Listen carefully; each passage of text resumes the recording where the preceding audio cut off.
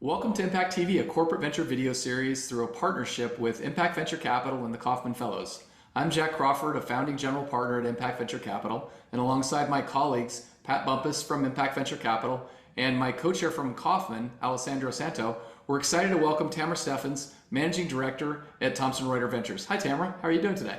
Hey, good, Jack. How are you? I'm doing great. So let's see, you're spending a little bit of time in New York, obviously, where Thomson Reuters is headquartered, but you live in Dallas. Is that right?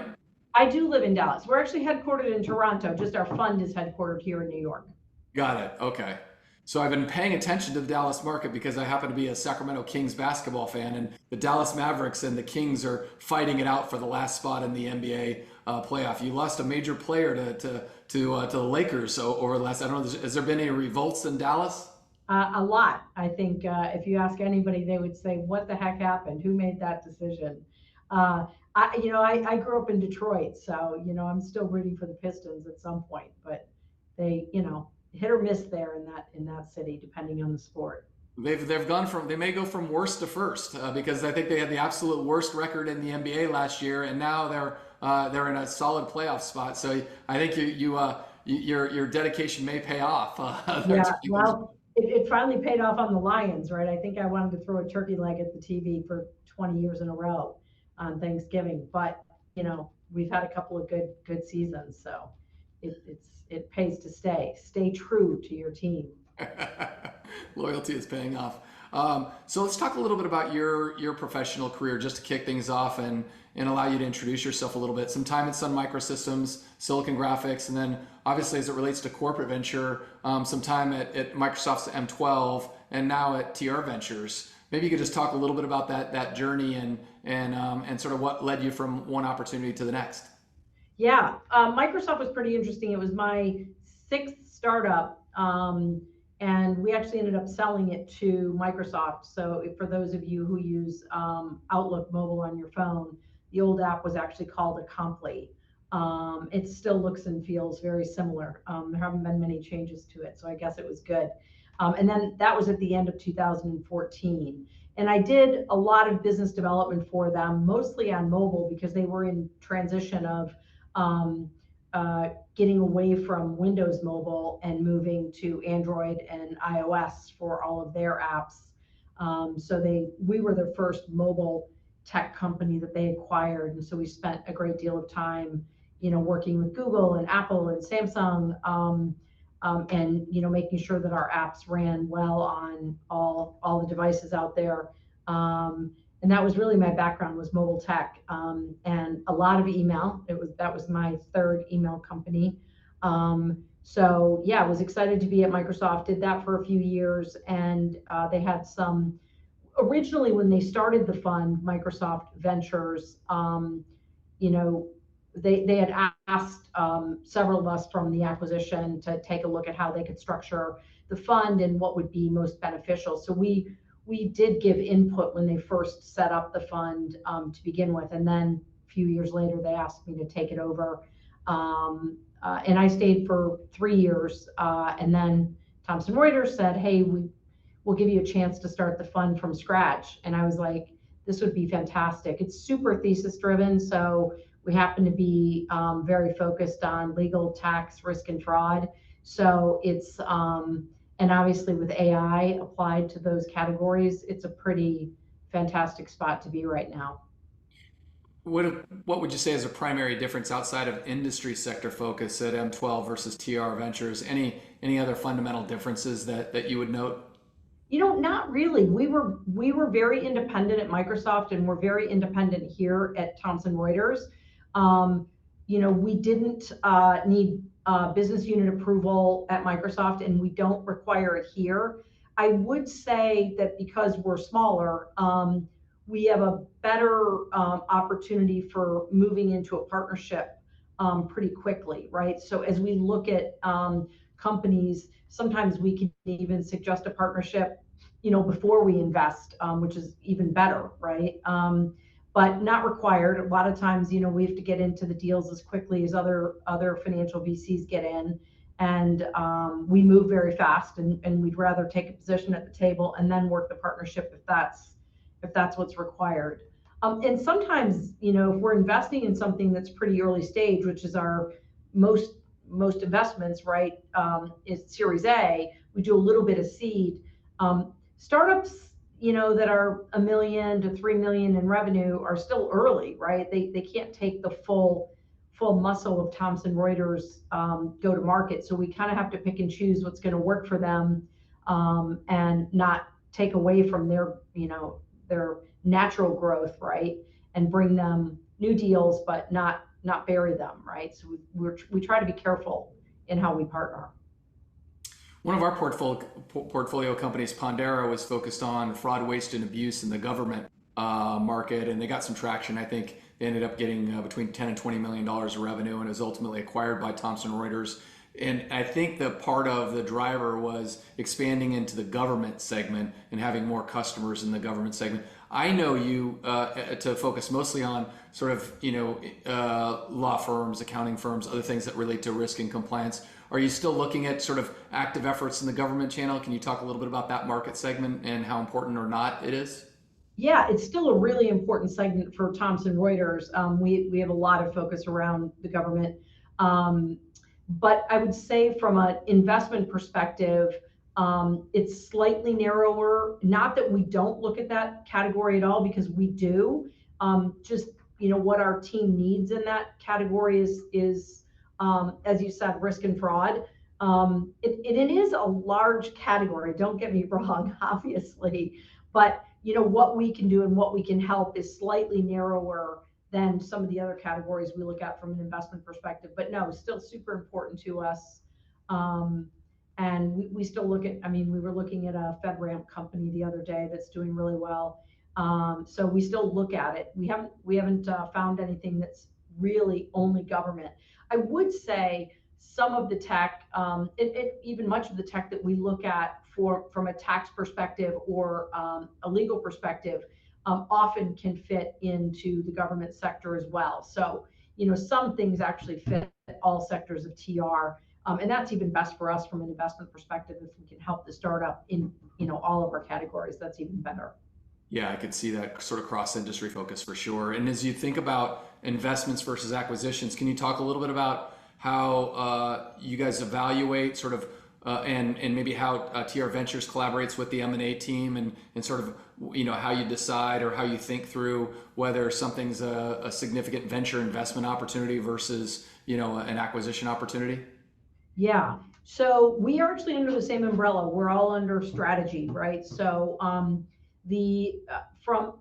I would say the ventures team is not really here to build a pipeline for M&A, but it is a natural occurrence, right? We've acquired one of the companies we've invested in a couple of years ago called Materia. If it's a company that fits our strategy and where we're going long term, it's obviously something we would love to invest in, right? But it's definitely not. We don't have a venture fund to build an M&A pipeline, right? It would be a natural occurrence occasionally to happen. I don't see us acquiring more than 10 to 15% of our portfolio, so it's not a huge focus. That said, we work pretty closely with M&A as far as when they're looking at tech and want to acquire. We'll work with them from a valuation perspective. What else is in the market? Who are the competitors? Are there smaller companies out there we should be looking at in addition to what we're already looking at? So we'll get involved from a strategy perspective, but it's a different focus for us on the M&A side. And I think publicly we've said we have 10 billion on our balance sheet for investment in M&A. So we're both taking off the balance sheet, right? Our venture fund takes off the balance sheet, as does our M&A team. So similar process, but they're writing bigger checks. Yeah, exactly.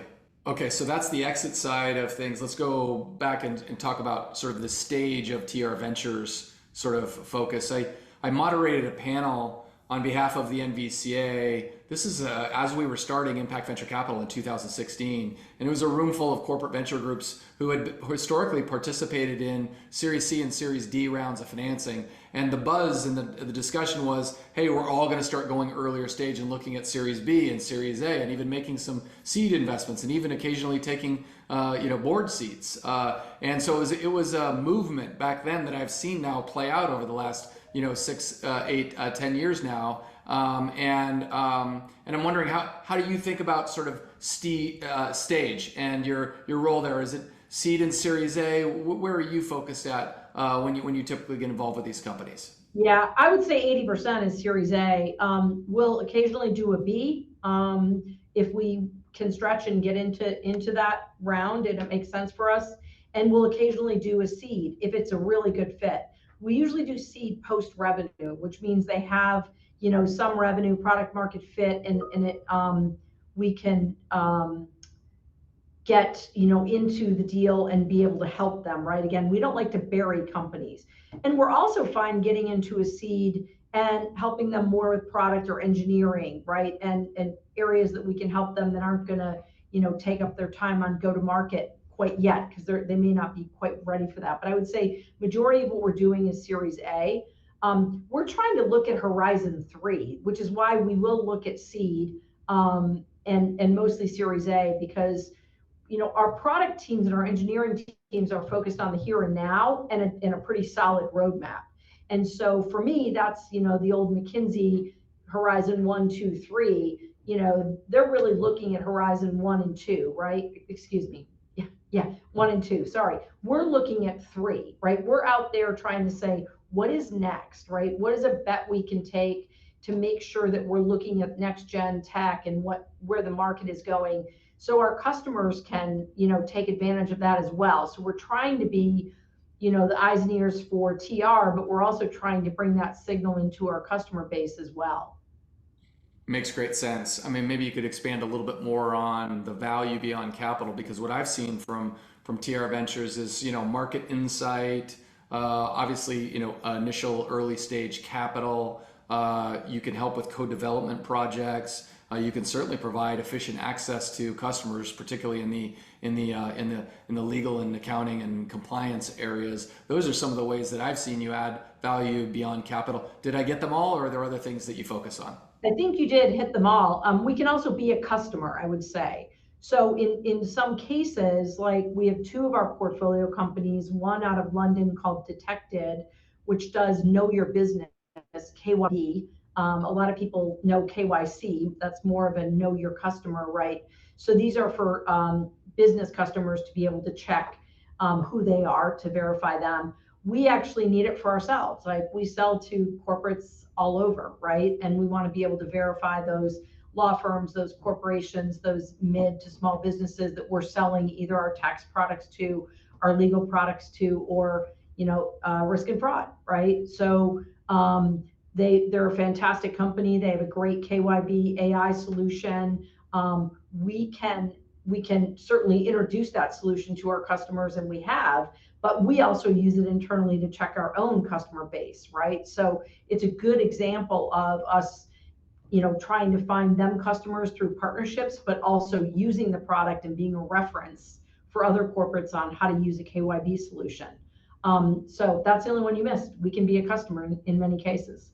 Very helpful. Yeah, that's very helpful. So, okay, so you were showcased in a Global Corporate Venturing article, and I think quoted as saying, corporate venture funds should try and sort of run themselves like a traditional VC. And I think, Intel has sort of followed your advice and now spinning out, their corporate venture group. M12, sort of spun out and rebranded. I think the Intel venture group is going to rebrand. So they are sort of, more and more operating like independent VCs. Is there anything you would highlight with regard to how you think about sort of corporate venture groups and operating as a key stakeholder in the venture ecosystem?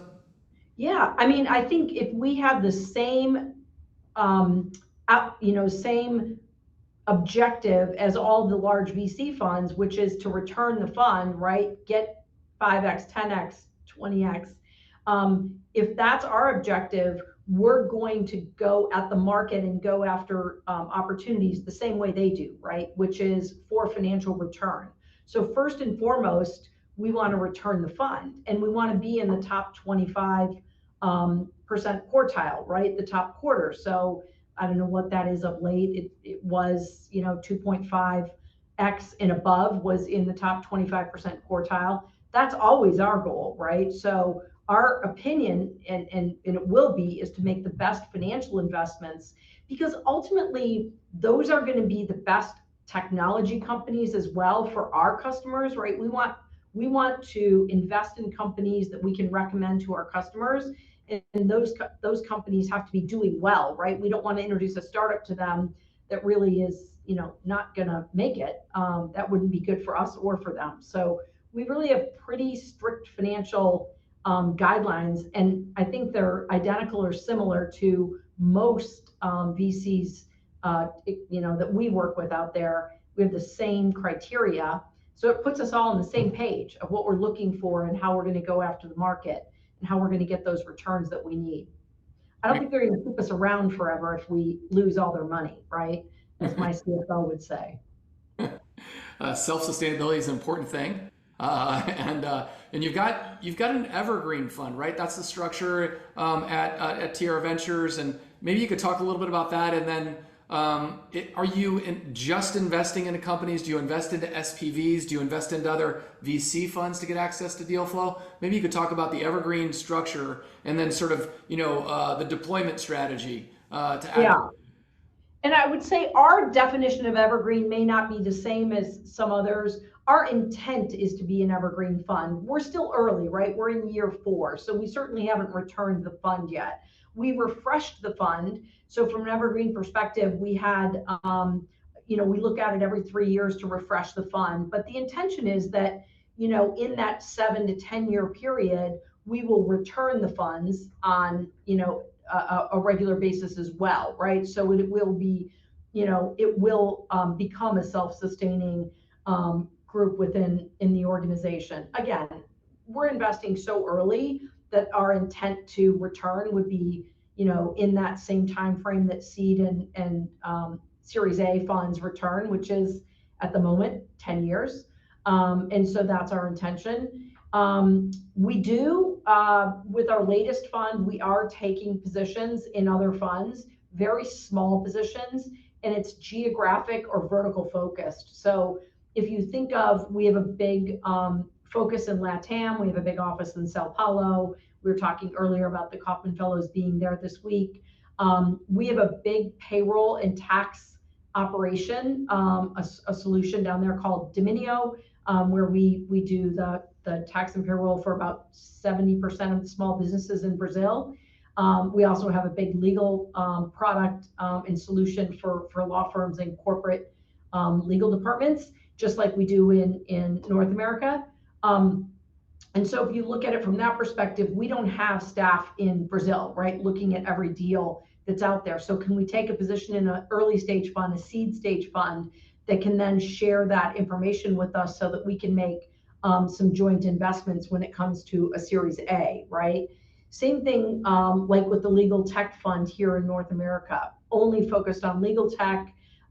They're looking at every legal tech company that is out there. They can share deal flow with us, what the market is, what valuations are on legal tech in an M&A world as well. So those are the kinds of things we're looking at. Same thing in Southeast Asia, where we'll take an LP position there as well. And we'll add to those to give us more geographic post coverage, as well as vertical coverage. I see, I understand. Okay, that's helpful. Speaking of legal tech, is it true that the industry sector of law firms is sort of adopting generative AI and those tools faster than sort of any other industry sector? Maybe you have such a lens into that particular customer segment. Maybe you could talk a little bit about how AI is influencing or impacting the law firm segment of customers out there. It is really interesting, because I would say 3 years ago, we co-sponsored the Legal Tech Fund's first conference in Miami, and they had, maybe 10 startups. One of them was a company, one of our first legal tech investments was a company called Spellbook, which has been on fire from the get-go. It's fantastic technology in the legal tech world. But, they would say maybe 10% of law firms were using it or testing it, or, they have one or two people in the firm that were looking at it. And that was December of 2022. And you look at it 2 years later, and it's like most law firms have and are using AI every single day, right? Is it every single partner, every single person in the firm? No, but I would say as a percentage, it's significantly higher than one or two people, right? So I would say legal is really adopting it much faster than people predicted, in my opinion. And tax is right there behind. And there's two reasons why legal and tax AI is so applicable. One, you have the content and the data sources to create models in legal for verticalization of solutions, whether it's debt transactions or patent or litigation, plaintiff type work. Those solutions can be very, very targeted and very effective at what they do, right? At sitting beside a lawyer and having a lawyer use it. Same thing in tax, right? There's just not enough accountants. There's not enough people to do the work, right? Can you apply, tax code and a tax engine and create agentic solutions that will do your taxes, right? Yes, the answer is yes. And so you're seeing great technology being applied in those categories and used every day right now, right? And so I don't think that's going to change. It's only going to continue to increase. And there's more and more tech, kind of startups happening in both of those categories, seems like daily. So yeah, I think there's a lot of room to grow. But I think all the firms are using the tech right now. Extraordinary demand in the legal sector, the accounting sector, other compliance areas that you're focused on, without a doubt. As you see that customer demand from your own customer base and you turn your attention to startups and sort of deal flow, are there systematic deal flow strategies that you have? Are there tactics? Maybe just talk a little bit about where you're sourcing most of your opportunities from. Is it professional networks? Is it attendance at events? How are you sourcing deals these days? We definitely have good relationships with a lot of VCs. I'd say most of the large VCs and other, especially if they're in our categories, like they're looking at the same segments we're looking at. We have pretty detailed thesis under each category of what we need. We don't invest in competitive tech. It's kind of one of our things, like we don't want our company to compete against the startups that we're investing in. It may happen over time with roadmaps and things changing. So we can't promise that forever, but that's the intent, right? We're not going to invest in competitive tech. So our thesis is anything that our customers may need that is adjacent to the technology we already offer them. So we try to really dig in those categories. In the case of like Materia, which we ended up acquiring, they were a seed stage company that had an amazing kind of MVP, and really came in, gave us a demo, and we started talking with them about, our product team started talking with them about, hey, what if you did this, or what about this, and this is what customers are asking. So there was a lot of insight into what they were building.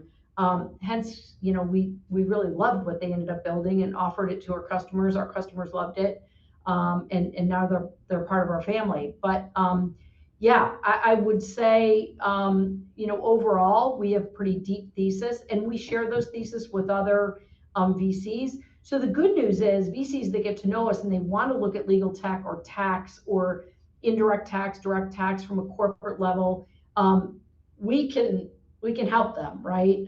We've great engineering and product people that help us diligence products. We've looked at a lot, so we know the space well. So if they bring somebody to us, we can quickly give them an opinion of what's missing, what's not missing. So we've tried to develop these partnerships where they're trusted and they know we have the right expertise, to help in the categories that we look at.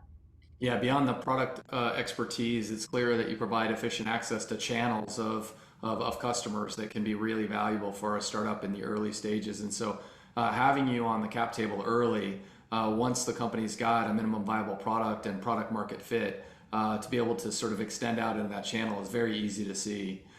Circling back on a comment that you made earlier about self-sustainability of TR Ventures and the importance of financial returns, do you complement that with any level of sort of strategic focus or any mission-driven activities? I'm finding that in addition to financial returns, there's also a strategic element to the decision-making around investments from many corporate venture groups. And then on occasion, they're also thinking about the sustainable development goals or other things. Are you purely financially driven, or are you looking at other strategy elements or mission-driven elements? Yeah, I mean, I would say we look at all three, but we first and foremost, the financials have to make sense to us. And then second, we don't invest in what we don't know, right? So if we can't diligence it with good engineering or good product people, it's not in a category we understand. We're not going to look at it because it doesn't make sense for us, right? Because we can't do the diligence we need to make the decision. So ultimately, we're investing in what we know, which is strategic, right? And then we don't invest in overlapping tech, right? There may be little elements that we do or they do that we'll see occasionally, and we figure out a way to work with them to take them into our customers. But overall, we try to align with things we don't have that our customers need. So ultimately, it is strategic. Yeah. So most sounds like many of your deals are sourced through the broader venture community and other professional relationships you have. When entrepreneurs knock on your door directly, are there certain sort of characteristics, qualities in the company or in the entrepreneur that you're looking for? Maybe just describe sort of, who sort of breaks through the noise and gets your attention because of something about their company or about the entrepreneur specifically. Yeah, if they understand what we sell to our customers and they can explain where they fit, hey, you guys sell to lawyers, or hey, you guys sell to accountants, or this is a corporate tax program, or this fits, the general counsel and, mid-sized companies. They know what we do and where we can bring them in. If they know our customer base and it fits where they want to go, that's usually a pretty good fit if they can explain it to me. That's number one. Second time founders are always great. It's not perfect, right? You don't always hit multiple home runs, but it does help that somebody's got a startup background, at least from my perspective, because they understand what it takes to run a startup. So that's important. But again, in our categories, if they know what we're doing and they tell me where their product fits, that's usually what I need. They've done their homework. They understand who your customer is and how they can add value with your existing line of products. Makes great sense to me. Outside of sort of exchanging market insight with the traditional venture community and potentially sourcing deals from them and co-investing, any other ways you're collaborating with the traditional venture community, or anything that you would suggest, or anything you'd like to do with the traditional venture community that could add value to what you're trying to accomplish with NTR? Yeah, I mean, I would say we are a member of the National Venture Capital Association, also the Global Corporate Venturing.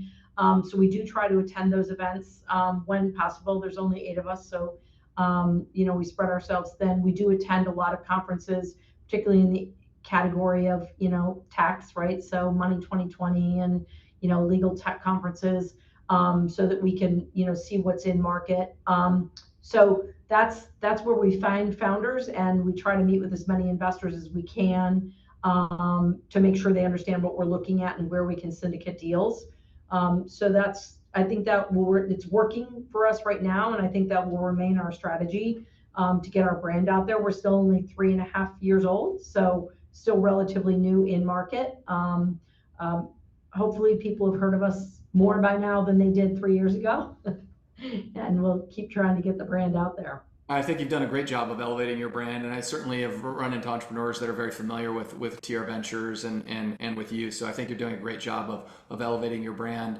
As you look forward, any particular industry sectors or problem sets that you find intriguing, if you look out sort of 3 to 5 years for areas of innovation that you think are either personally interesting or highly relevant to what you're doing at TR. Is there any one or two things that you would highlight for the entrepreneurs out there that are thinking about bringing an innovation to you and to TR? Yeah, I mean, lately I've been looking a lot at corporate tax, right, on that side and what's changing. There's a lot of laws changing globally. We bought a company in Sweden called Pagero that does e-invoicing. So if you think about, cross-border payments, taxes, and what's happening globally, it's really complex and it's changing pretty quickly. And so been trying to understand what's happening in that market and solutions that work globally for our customers. So that's been probably, it's super complex. So anybody who's going to go try to fix it is not going to be able to fix all of it, but some of it, if you piece it out, even the pieces are pretty big from a total addressable market. So we've been looking at that quite a bit, in addition to everything you can do in legal and tax, because if you think of our markets, Southeast Asia, Brazil probably has more complex tax codes than the US, as crazy as that is, and also probably more litigation than the US. So it's LATAM is a just high growth area as a whole. So we've been looking at a lot of fintech in that space as well. Interesting. Okay. All right, we're going to switch to the rapid fire portion of the Q&A. Just a couple of quick questions for you as we wrap up here. How do you prepare yourself for professional excellence as a sort of a high performing CVC? What are the kinds of things that you find yourself doing to stay in touch with market trends or to ensure the internal culture with your team there? Anything that you would highlight as it relates to sort of professional development or professional excellence? I would say we do a lot of this rapid fire with our team, right? Our team meetings, just trying to go through pipeline for sourcing in a very quick way to make sure we're looking at everything. Do we need to take a second look? And we try to pass fast, right? So I would say one of the things we try to do in venture, we're not perfect, but we try to look at it quickly and make sure the founder knows why we're not going to invest, or if we need to look at it in a year, right? It may be too early stage for us. So we try to keep that premise around at all times. If we're going to pass, let's pass fast, right? So they can move on and they can go raise their round or do what they need to do quickly. But move quickly, right? Is probably the most important thing in VC, and it remains the most important thing, I think. Operating at the speed of a startup, right, and being able to mirror that is difficult, even for traditional VCs at times, to get through your proper due diligence. But I think that's an astute comment. That makes great sense to me. Favorite blog or podcast or publication that sort of keeps you with the market insight that you need to make great decisions? Oh, I don't know if market insight. Let's see. Podcast, I would say it has nothing to do with the market, but I really like it. The two Kelsey brothers on New Heights and all the sports they talk about. I tend to listen to that when I run because I think they are hilarious. So I don't know if that gives me any market insight.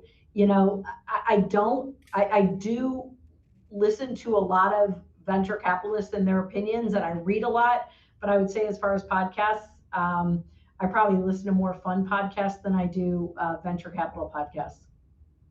I got to follow your lead there because I end up sort of on the grind listening to these VC or technical podcasts when I'm running or riding a bike, and I think I need to chill out a little bit. Yeah, unplug a little bit. Yep, it helps you go into work with a better attitude.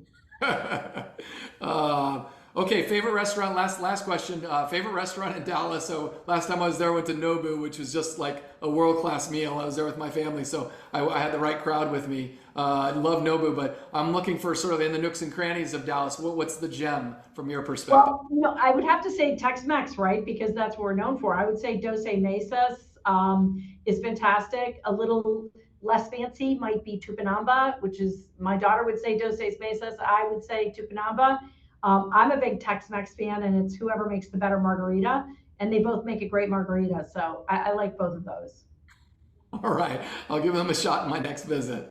On behalf of the team at Impact Venture Capital and the Kaufman Fellows, thanks to Tamara Steffens for spending a little bit of time with us. Thanks, Tamara. You're welcome. Thanks, guys. That's a wrap for this week's show.